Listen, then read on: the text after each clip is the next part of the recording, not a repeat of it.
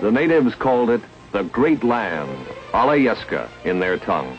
A hard, unforgiving land where bold, raw mountains thrust forever against ancient rivers of ice. And yet, a land of paradox, for sprightly streams and luminous days animate the landscape and nourish a near-tropical greenery.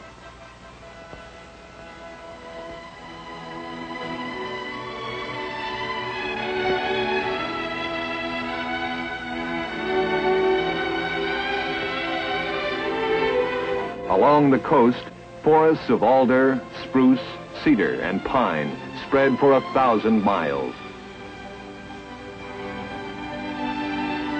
Deep and green beyond the boundaries of imagination.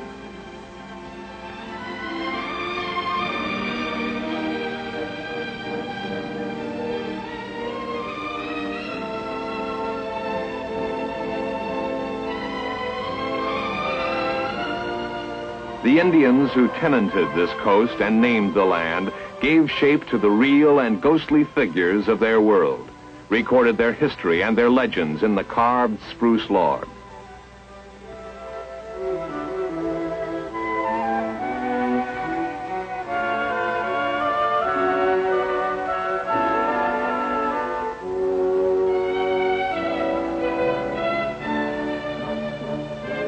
Among their lofty monuments, they left the carved record of the bearded Russians who drove them from the Great Land.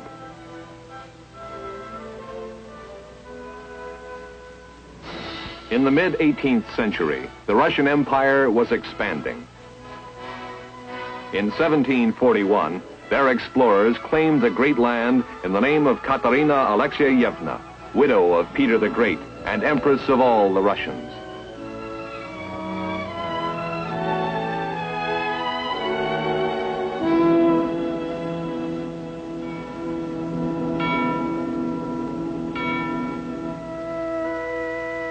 They brought the Christian religion here, their Russian Orthodox churches with its outward symbols of priceless art and gem-encrusted icons. Russia ruled absolute for a century and a quarter over a place we now call the state of Alaska.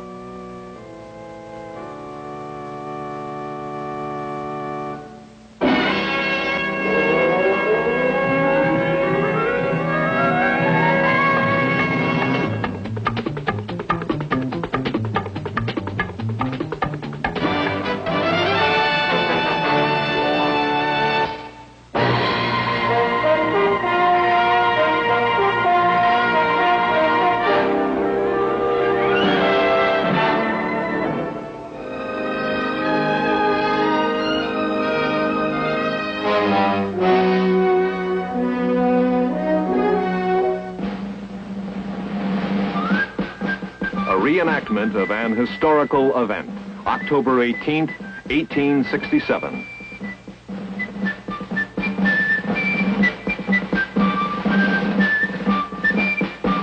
United States troops under the command of Brevet Major General Jefferson C. Davis were present on that quiet, misty day when the Russian imperial flag was lowered for the last time.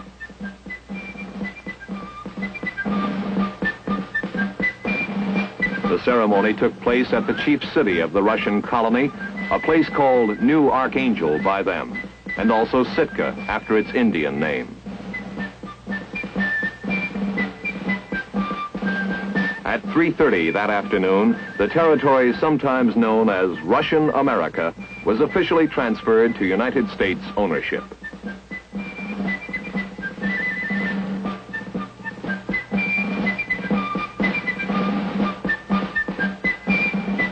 It was the greatest event of its kind in peacetime history.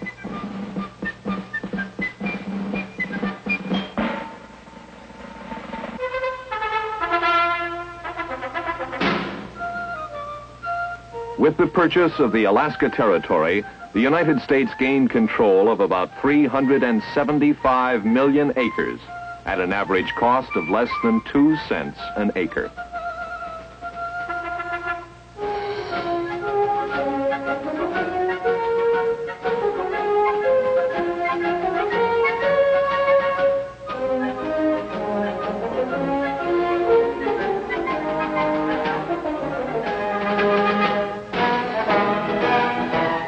one present now stood on American soil. Until Congress could provide for laws and government, the United States Army was to be caretaker of the new territory. They began by establishing 4 garrisons in strategic locations. Soldiers acting under official orders were important explorers of Alaska. In 1881, Lieutenant Patrick Ray's expedition penetrated polar tundra. Lieutenant Frederick Schwatka's 1883 reconnaissance of the Yukon River established one of the main routes to the Klondike gold fields. Lieutenant J.C. Kastner traversed Portage Glacier on his scouting mission from Resurrection Bay to Cook Inlet. Law and order in the gold rush were maintained by the Army. Their field kitchens fed hungry, luckless prospectors. Trails connecting military posts pioneered the road net of modern Alaska, and U.S. Army Signal Corps communication lines served military and civilian alike. Army pilots learned to master northern skies. The Army Corps of Engineers thrust the Alaska Highway across 1,600 miles of virgin land in a single summer. And when at last Alaska became a state, Army artillery boomed the good news. The state of Alaska is the size of a continent, big enough to blanket the Midwest from Canada to Arkansas, from Indiana to Colorado. This one state is twice as big as the original 13 colonies put together. On this centennial occasion, its cities and its citizens pause for a portrait before racing on in youthful anticipation of tomorrow.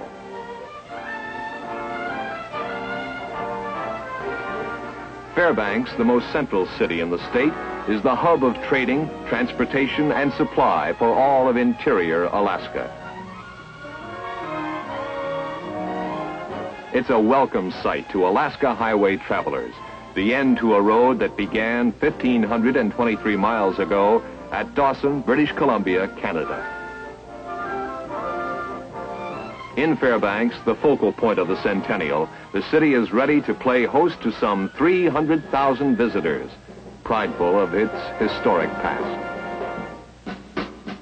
The gleam of yellow gold built Fairbanks, boomtown, warehouse, and supply center for the stampeding miners. Memories of those days are kept alive today.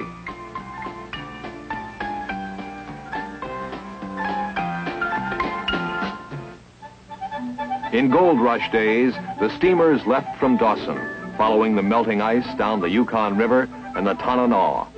You can repeat parts of that unique adventure in Fairbanks today, although it's hard now to make a living panning for gold.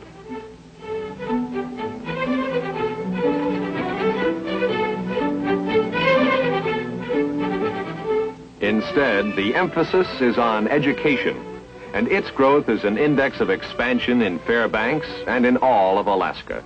In 1950, for example, the population of Fairbanks was some 6,000 people. Today, there are 6,000 school children in the city. It's the same story at the University of Alaska, near Fairbanks. They began here with 6 students. Now, in addition to graduate and professional degrees, they offer 6 undergraduate programs and operate 6 community colleges. Students are drawn from 44 states and 15 foreign countries.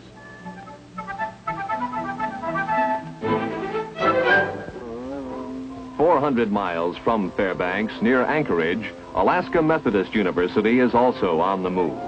Dedicated just one day before Alaska became a state, this business and liberal arts college occupies a 500-acre site.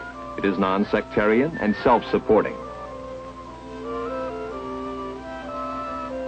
Anchorage itself, by far the largest city in Alaska, was born when 4 men and 24 horses were landed here to begin work on the Alaska Railroad. As you can see, things have changed. Anchorage has become a global travel center, heart of trade, services, and communication for Western Alaska.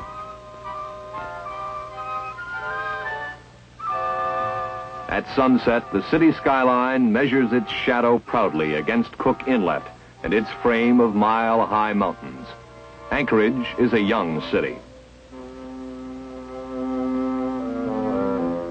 100,000 people call Anchorage home. Population has doubled in the last 5 years, and may be 250,000 by 1980. Moderate winters and mild summers give the city a climate like the northern Great Lakes region. And though it's as far west as Hawaii and as far north as Finland, Anchorage has more than one familiar household name.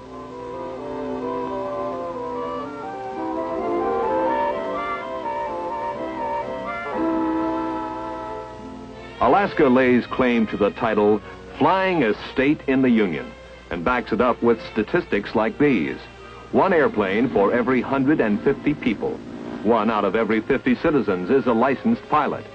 Combined air operations in the Anchorage area, takeoffs and landings, reveal more air traffic than New York, Los Angeles, or Miami.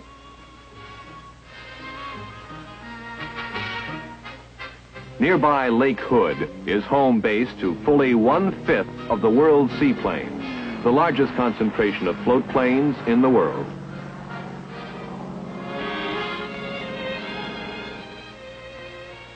Who are the Alaskans? Native-born, foreign-born, from every state in the Union. Better educated than the average. Younger, men outnumber women. Ordinary Americans with a matter-of-fact knowledge of what the hand and spirit of man can accomplish. They share a heritage firsthand of leveling ground and building where no man built before. Even something as simple as a country auction is an occasion to renew old friendships and make new ones. Number 27, would you like one more set, sir? You already bought one. He takes 2 times the money. Gold built Juneau on this rocky shelf, but Alaskans wanted more than gold. They wanted government of and by themselves. Incredibly, they had none for 45 years.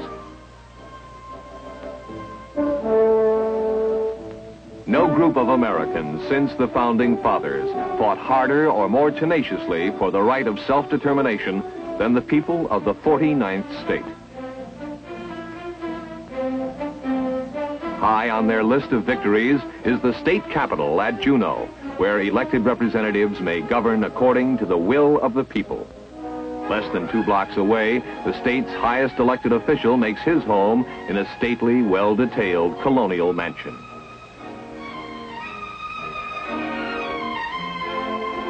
Those Alaskans who believed in the new land, pioneered it, and with the help of the U.S. Army, created a vast state from unknown wilderness, are honored here by this statue of Skagway Bill, overlooking the site of the original transfer in Sitka, once the capital city of Russian America.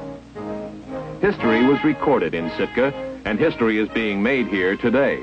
Cooperating American and foreign interests have created a multi-million-dollar industry from the ample coastal forests.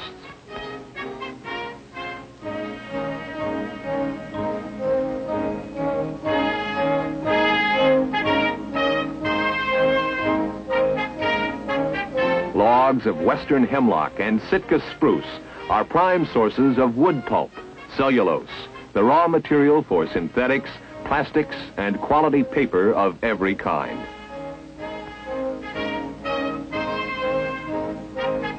Forest industries are growing too in Ketchikan, Wrangell, and Whittier. Although many millions of feet may be cut without decreasing the supply of timber, regulations are in force to ensure Alaska the full benefits of its forests.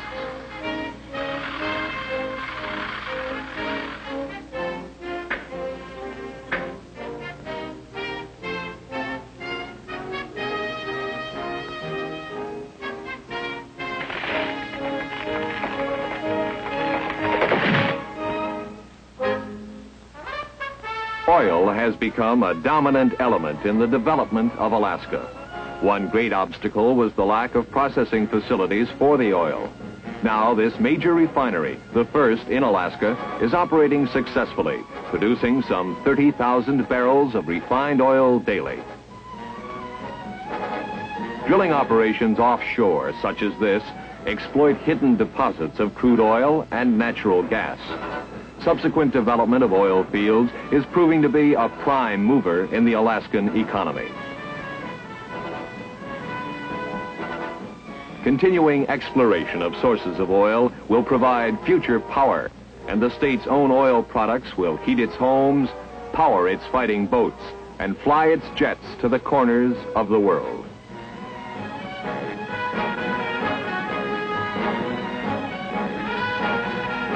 Oil is the newest partner in the growth of the economy and the result of man's labors. But the sleek, graceful fur seal was, in a sense, a gift from the Creator. As it happens, the rocky shores of 5 small, mist-shrouded Alaskan islands, the Pribilofs, are the greatest fur farm in all the world. Here, the fur seals come ashore to bear their young on the rocks above tidewater.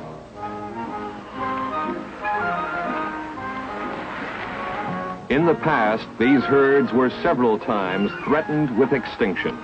The story behind the restoration and development of the Alaska fur seal is a singular example of intelligent wildlife conservation and international cooperation. Most pelts are taken from male fur seals, 4 to 5 years old. Processing requires about 100 different operations by workmen of great skill. Skins that have been washed, cleaned of blubber, and cured in a concentrated salt solution are rubbed with additional salt, carefully rolled, and tightly packed in shipping barrels.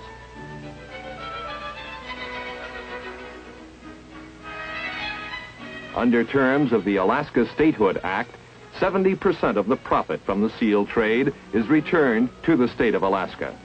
Finally, a fortune in furs, lined up in the street like so many kegs of nails, await shipment all over the world.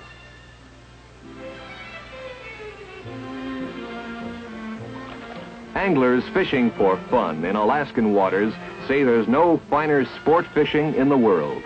Your choice of game fish runs from the 6-inch Dolly Varden to the 60-pound king salmon. Remote streams and lakes offer spectacular catches. Fishing for profit, salmon, cod, halibut, herring has always been a staple of the Alaskan economy. The king crab industry is dramatic evidence of creative development in the state. Today, this delicious deep-water delicacy is enjoyed around the world, but only a few years ago, the king crab was unknown and unavailable outside the fishing community. But research, faith, and good business management have made it world famous. And as so often happens in Alaska, something exists where nothing had been. The king crab industry has created jobs and transformed seasonal work into full-time employment.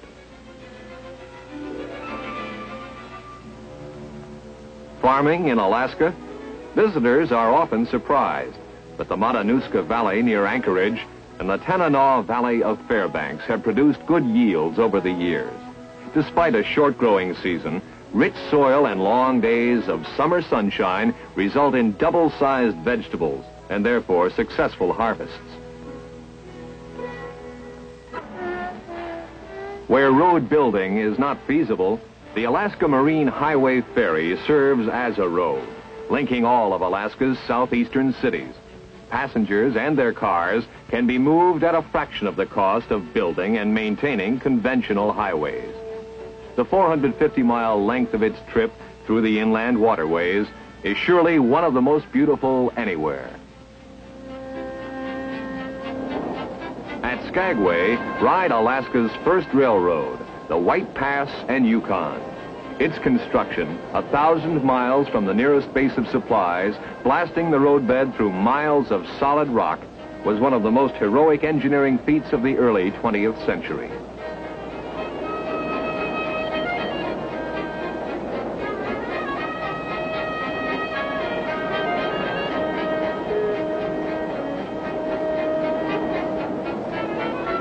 This railroad opening up the vast Yukon and the Alaska Railroad connecting the seaport cities of Seward and Whittier with Fairbanks and the interior of the state were essential to Alaska's development.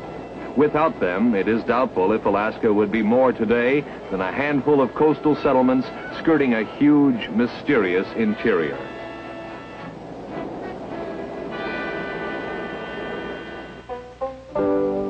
Everywhere, the present exists with the past. The explosive forces of growth that hurled Alaska from the gold rush to the space race denied the state its adolescence.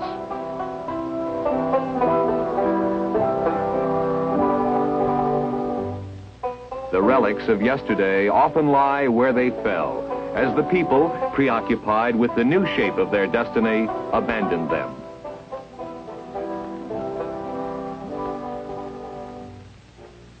Along the fertile coast, huge logs awaited the knife of the Indian totem carver. The Eskimo of the treeless interior learned to liberate the hidden form from the fragment of ivory. The Eskimo is gifted with a vision of shape and color uniquely his, inherited down through the generations, along with unchallenged mastery of his brittle medium.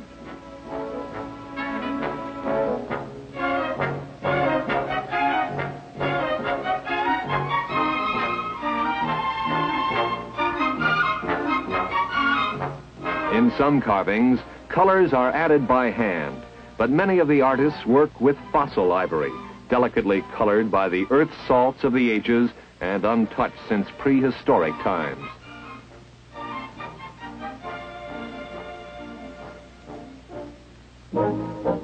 Ever since the Stars and Stripes were raised in Sitka, the United States Army has served in Alaska. Modern Alaska is presently host to 3 major installation commands. The first of these is Fort Richardson, the largest military installation in the state, headquarters for the United States Army in Alaska.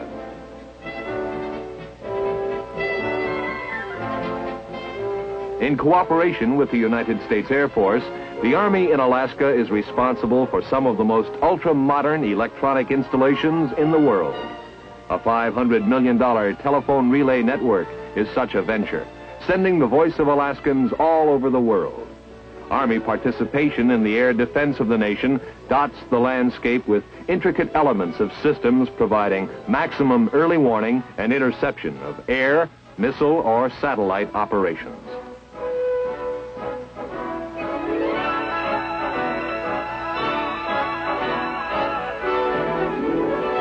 Just 1 mile from Fairbanks, the Army maintains its most northern post, Fort Wainwright.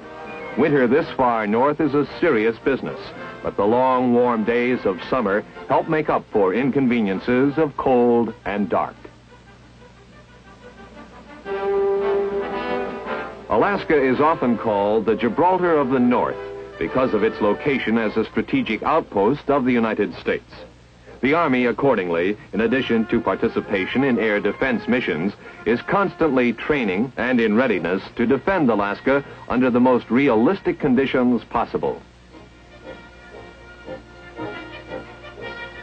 At Fort Greely, this training and testing program is most evident.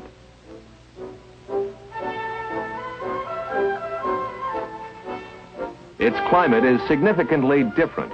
It is as cold as the far north, offers terrain of trees, rocks, streams, and mountains, but is actually farther below the Arctic Circle than Fairbanks. The effects of cold and the difficulties of movement in the Arctic are tackled and overcome. Living and moving through snow and ice demand courage, tenacity, and a type of self-reliance to be gained only through the experience offered here at the Northern Warfare Training Center.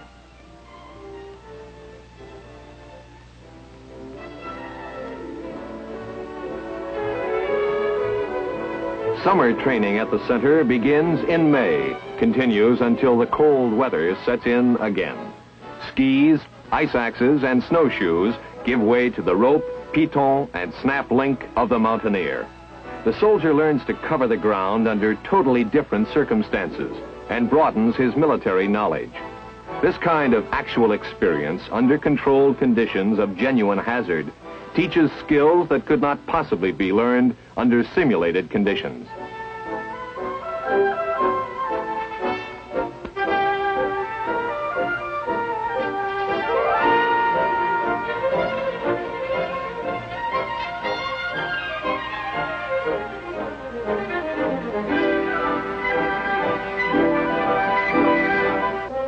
Men who may have lived all their lives on flat terrain are introduced to the many climbing techniques until they can negotiate the steepest slope.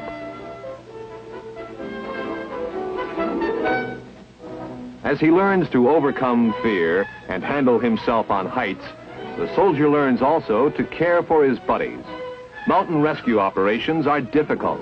Decisions as to evacuation methods must be made in the interest of the injured man. In fact, the kind of prompt and well-organized rescue operations taught by Army instructors have more than once helped save the life of an unfortunate civilian. Although special conditions may have prolonged the life of the victim, the soldier in the Arctic knows that on the average, under winter conditions, 2 hours is the average limit of survival. Therefore, successful rescue depends greatly on decisive leadership, a proficient search team, and the instant availability of special equipment, all factors that are stressed in military training.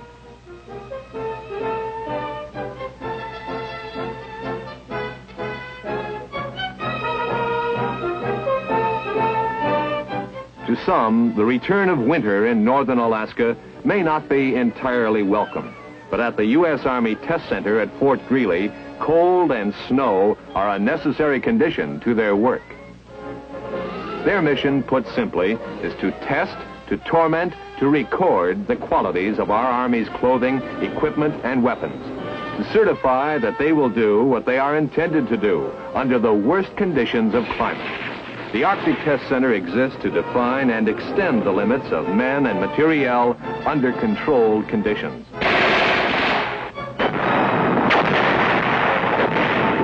The victory of cruel winter over unprepared armies is recorded many times in the pages of history. Alaska-trained soldiers are mastering the cold and readying themselves for deployment anywhere in the world. They and their leaders know and take pride in knowing they have challenged and overcome some of the worst terrain and climate in the world.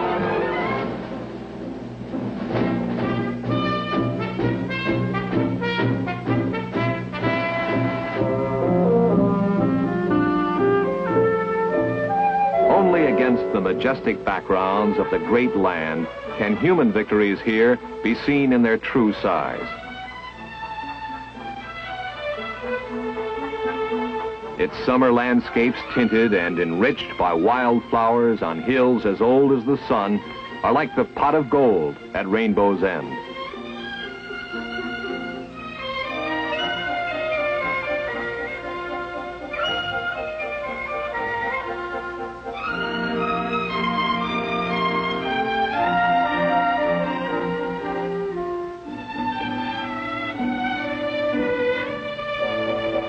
Its cities are fair, sure signs that the frontier has been thrust back, shaped in part by human hands and energies. And yet, raw nature persists to prove that mankind here has paved the way to his own success. No pioneer knew when he came here what he could do. No job awaited him. He and his kind made Alaska what it is, in spite of what it was. From the beginning, the United States Army and the people of Alaska have been working together. We are proud on the occasion of the Alaska Purchase Centennial to salute the state and its citizens, mindful of their past and hopeful for their future.